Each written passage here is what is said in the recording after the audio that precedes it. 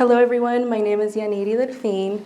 As Mary was saying, I'm currently in my second year of the public sociology program, and I'm here today to just share a little bit about my current research titled Navigating Liminality, Building Resources for and with Undocumented Students. Okay. Just by show of hands, how many of you know what a Dream Center is? For those of you who don't, Dream Centers are campus spaces designed to provide holistic care and support for the academic and professional success of undocumented students. While I was doing my personal research for grad school applications back in 2023, I learned that Humboldt was one of the few, and as of now, the only university in the CU system that does not have a Dream Center. At the Dream Center at UC Davis, where I attended for undergrad, I had access to a wide range of services, but also a strong sense of belonging and community. Having experienced that space made me begin to wonder what the absence of such a center meant for undocumented students at Humboldt, and that question continues to guide my current work. Why this research?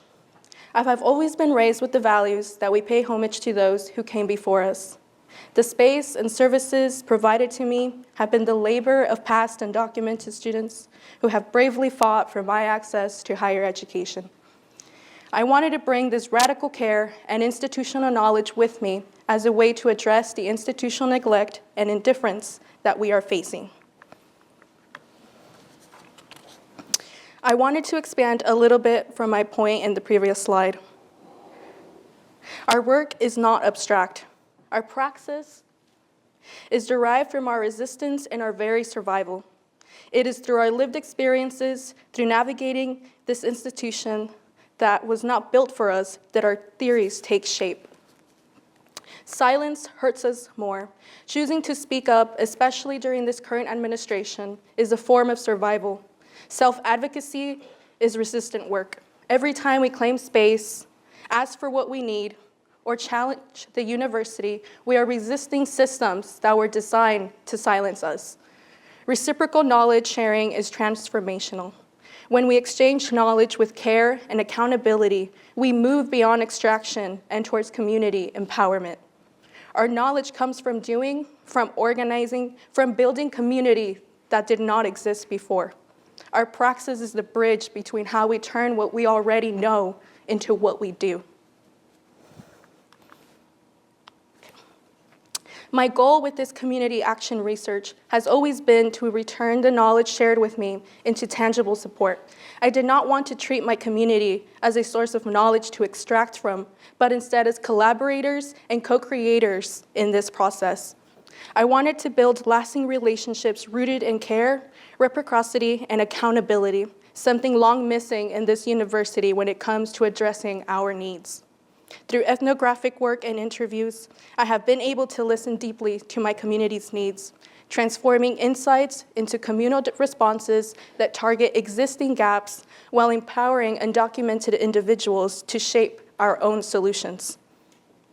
That being said, coming out into the shadows is not without fear, pain, or added anxiety. It has meant using this very fear, this pain and uncertainty as fuel, as energy to sustain our actions. The insights gathered through conversations and shared experiences guided us towards areas where support was most urgently needed. From those dialogues, we began to shape initiatives that address the barriers our community faced in the now. For the purpose of time, I'm only going to focus on two initiatives: increasing accessibility to legal access and aid, and expanding mental health resources. When I first began listening to students' concerns, one of the most common themes that came up was uncertainty. Students didn't always know their constitutional rights and how the university would respond in moments of crisis. That uncertainty creates fear, and that fear limits how students can participate in their education. To address this, we organized the Know Your Rights Symposium, which was a week-long event where a panel of university administrators, campus partners, and CHITLA, the Coalition for Humane and Immigrants' Rights, shared critical legal information.